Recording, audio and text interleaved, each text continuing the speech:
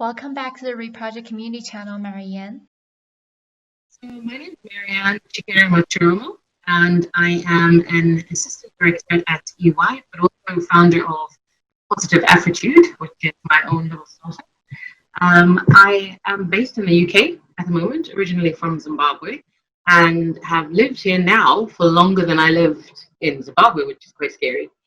I am a mom. I work in financial services advisory, but currently on secondment, leading a program to get more women into technology. So that's me in a nutshell. Thank you for the introduction, Mari-Anne. So our first question is, how do you influence people in the workplace, especially as a foreigner and as a woman?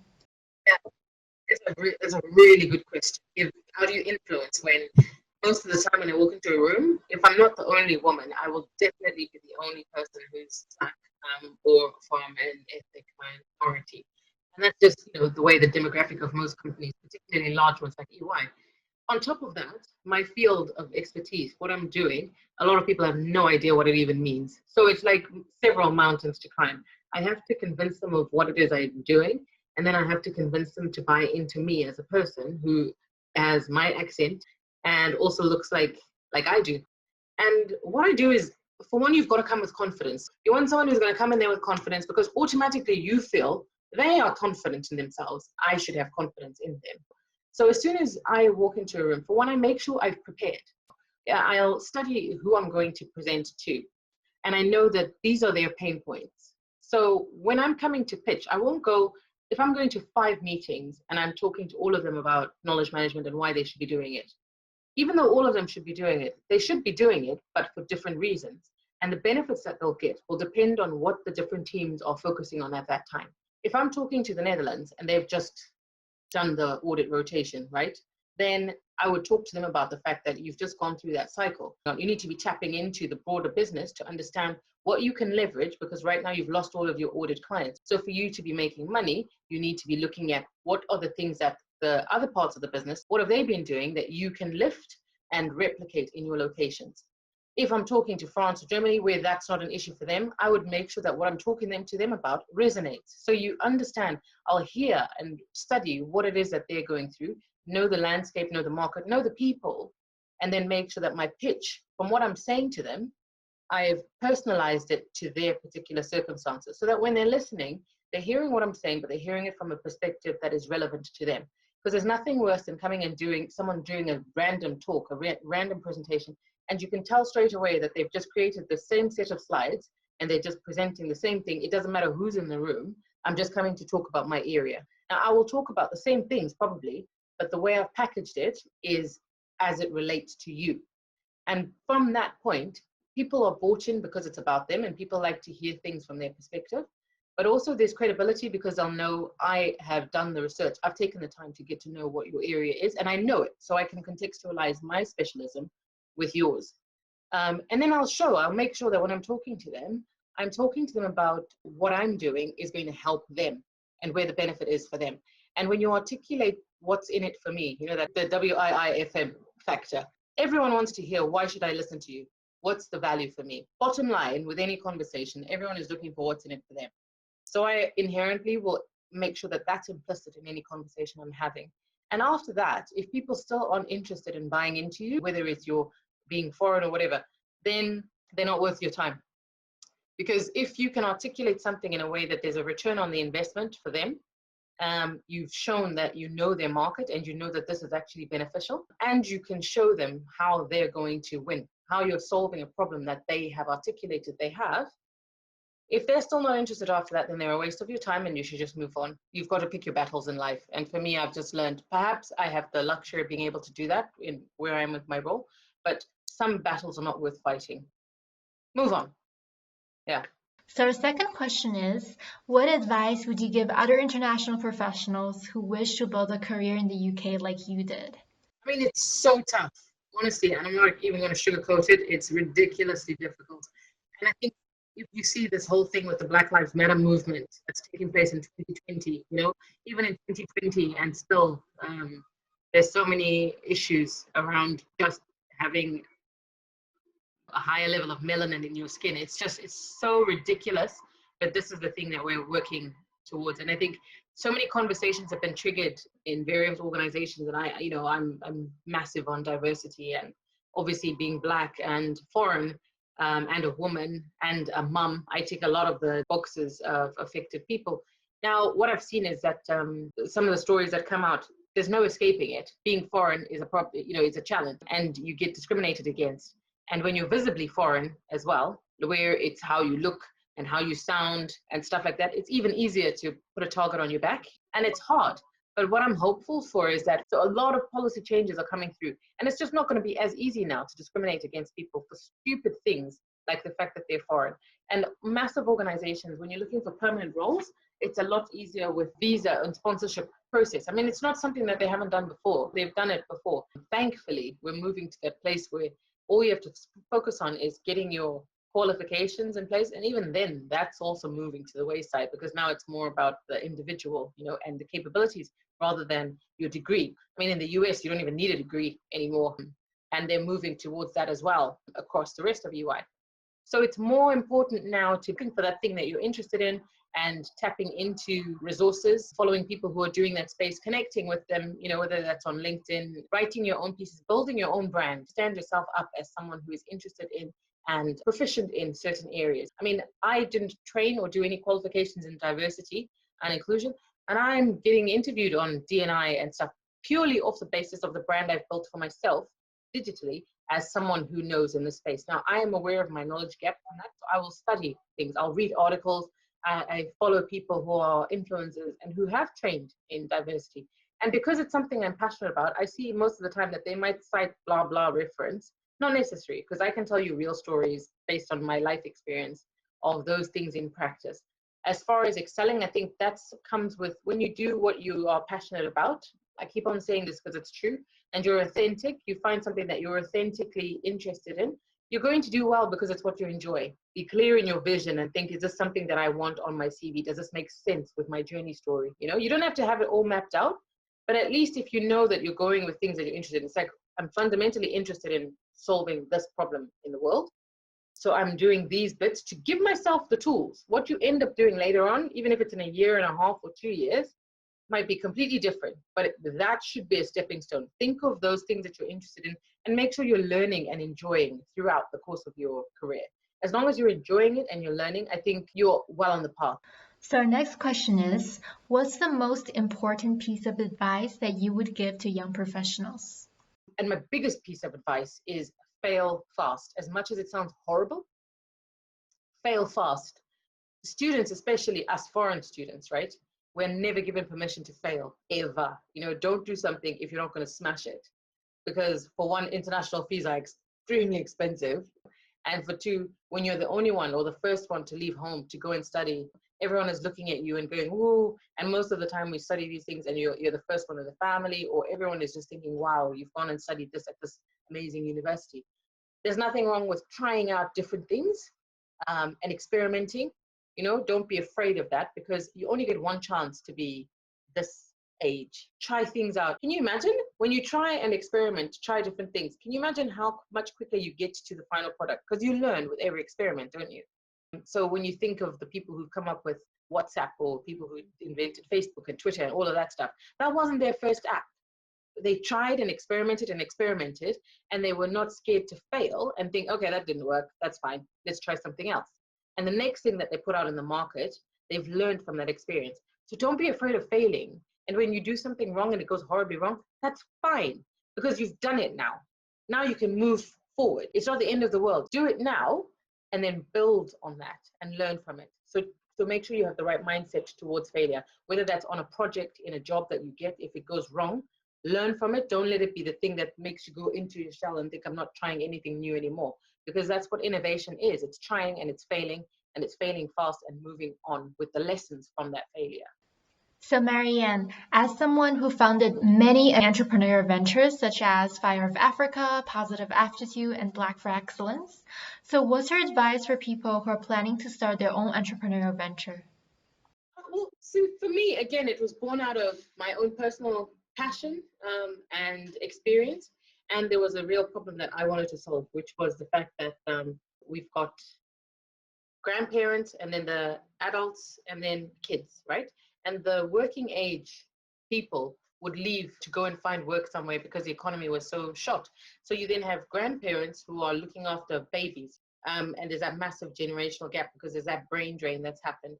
So they were trying to now find ways of making money. And a lot of the time they'll do things like making crafts, make jewelry, and the income from there is really seasonal. It depends completely on tourists. And yeah, I just wanted to make it a little more dependable or reliable, where I will buy every month, these are the products, and then they have a reliable income. Because for planning, when you're getting X salary every month, you can do things like budget. So when it comes to mortgages, whatever, all of that stuff, you have a reliable source of income. In the same way, it was my way of being able to tell stories about what some of these women are doing. So you start to make the social changes that are coming off it. But the main thing for me was it needed to be sustainable, and there needed to be, I can't afford to be out of pocket. I'm a single parent. So for me, it actually needed to be a viable business. So my first bit of advice would be, when you're scoping something out, find something that you're passionate about, a problem that you want to solve, but you need to scope it so that you can see the very, very definite revenue streams. It's all fine and well to be solving a social issue, but if it's not revenue generating in a way that's sustainable, then you're going to stop doing it very soon, and then everybody loses. So for me, it needed to be a business model that was sound, and that's probably why it took me quite a while to frame how is this going to work, because with the import and the duty and the shipping and the costs and all of that stuff, I had to make the numbers add up. And then you have quality assurance, because when you're going from a Zim market to over here and just selling online to buyers over here, their expectations of product quality and consistency and all of that stuff is going to be much higher. So then it was the education piece between me and the suppliers to say, look, you can't just have random threads here and there, things like slippers. There was one time when the products arrived and then I tested them out and they were just not fit to send out, because I would then be managing a refund process and all of that. So there's education both ways. And I think you need to look at the full supply chain if you're looking at starting up a business. Think of something that's in ready supply, something that's not going to be heavy on cost, and something where the supply chain is one that you can manage. It's not got too many interventions that rely externally. And then cost it out and see whether you can actually start to make business out of it. Because if you can't, then you're not going to do it. And there's nothing wrong with being an entrepreneur who solves a problem but also makes money from it.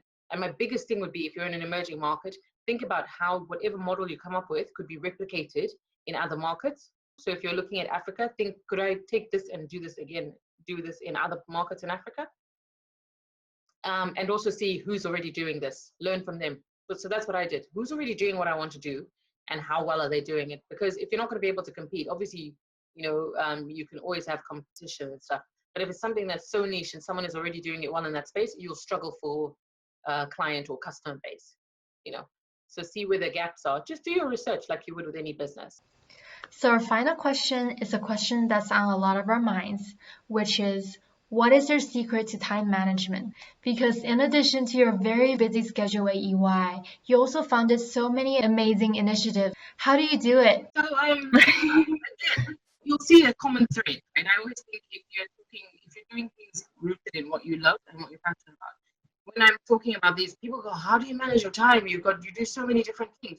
But if I put all of those different things in one space, and I wrote in the middle of it one thing, like Africa development, right? And opportunity. That circle, all of the things that I do, whether it's being the chair of the EY UK and Africa Network, all leads to that. Positive attitude leads to that. Black Lives Matter thing leads to that. And this Fire of Africa Academy leads to it. So all of them are just manifestations of the same fundamental core thing. That's my North Star. That's the thing that I'm most passionate about. And these are just ways of me achieving it. And the great thing is that through my involvement in each of these, like EY UK and Africa Network, means I can meet people using the EY brand, because I can email anybody really with my EY email address, and everyone goes, oh, it's EY, door open, and I can organize events where I can invite speakers who are people who I would struggle to access if I emailed them with my Positive Attitude email account or my now Fire of Africa email account. It would be difficult to access them, right? But if I email them as an assistant director at EY, boom, there they are on a panel.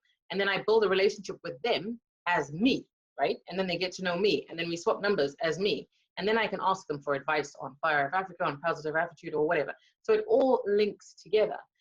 I think managing your time is about making sure that where you are investing your time is actually useful to the thing that your end goal. I look now, especially being a single parent, if I'm invited to an event, I'm like, who am I possibly going to meet there?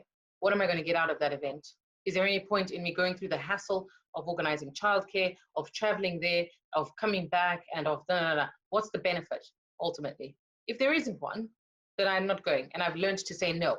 That's how I manage my time. I've learned to say no. I don't just do anything now. I'm very strategic about where I will and won't go. So if it's a speaking opportunity somewhere where I think, okay, this is going to be publicized a whole bunch of places, so it helps to boost my brand visibility personally. Or if there's someone is attending there who's a speaker, I get a chance to speak to that person. Fine, I will take the time to go out there. But I'm always doing stuff that I know will link back to that central point, that North Star of what I'm trying to do. And that's why it's so important to just to spend that time to think, what's your vision? What's your end goal that you're trying to get to? So now it's time for a little bonus story. So I heard that you met Mike Tyson and also you sparred with Julius Francis, who fought Mike Tyson in a London boxing club. And you also took part in the 2014 Commonwealth Games. How did it happen? Can you tell us more about it? So it actually links to that whole thing of doing what you enjoy and what you love, being authentic. Because how the boxing came about is I do a lot of charity work, right? And the first boxing thing that I was involved in, I was doing a charity fundraiser, right? So I was asked to do a white collar fight for charity. And I did 10 weeks of training and stuff like that, and then went to a fight night, and I was like, oh, okay, why not? And that was the first time I ever boxed. So I did that, and then off the back of it, I thought, you know what, I want to carry on training with this. And then I carried on doing it.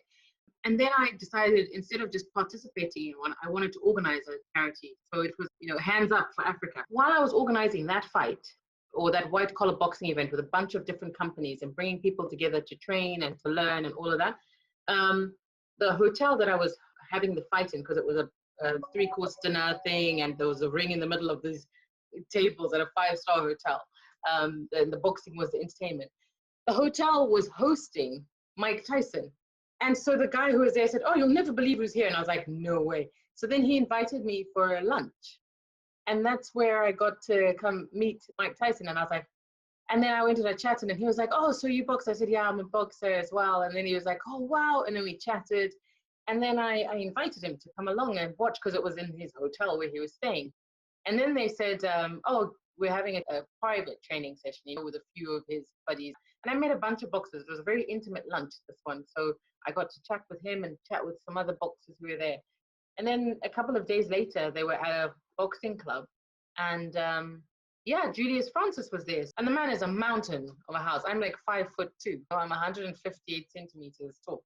So he was like, do you want to spar? And I thought, you only live once, right? You're only here once. And I was like, why not? Let's do it. So jumped in the ring and had a few rounds of sparring with Julius Francis. And it's an amazing memory that I'll keep with me forever. So the Glasgow Commonwealth Games, that one was a selection process. Like 4 people within the firm were selected after a nomination round based on their contribution to the community. So for me, I did that thing with the boxing. I did different stuff with WaterAid, and I set up a syndicate for entrepreneurship and all of that, getting some of my colleagues to help raise money for Zimbabwe's children, charity and stuff. And the nominations were based on what you've done beyond yourself. And I was chosen to represent the firm at the Commonwealth Games off the back of stuff which I enjoyed just for fun. So it's not as if I ever would have imagined or conceived of that being a possibility, but it was just a happy outcome of doing things that I enjoy. And that's why I'm saying always do the thing that you enjoy, because you never know what will happen. As long as you're being authentic, all of that came from that. So that was why it was just a list of all the things that I enjoyed doing. And I was like, it feels a bit weird that I'm getting this amazing opportunity to be part of the Commonwealth Games. Me, a foreigner, and out of the tens of thousands of people in the firm, this Zimbabwean foreign person gets chosen to represent. It was nuts. And I just couldn't believe it. So that was a huge, huge moment for me. And it just made me think, wow, always, always never stop doing the things that you love, and never stop in service of other people as well. Because all of those things that I done were to try and help other people. So yeah, it's great to focus on your academics and all of that, but always think about, we're global citizens. We're here in service of others. So what goes around comes around, apparently. Thank you so much, to be perfect, for having me and for this opportunity to chat with. It's been absolutely incredible, and I hope that at least some of what I've shared will be of use. If you have any follow-up questions, I'm available, and I'd love to hear your thoughts, ideas, questions, so we can continue the conversation. Thank you so much for all of your amazing advice, Mari-Anne. I'm sure everyone in our community would really appreciate them. Thanks again. Thank you everyone from the Reproject community for tuning in. Please remember to like and subscribe to our YouTube channel and follow our LinkedIn page for more updates.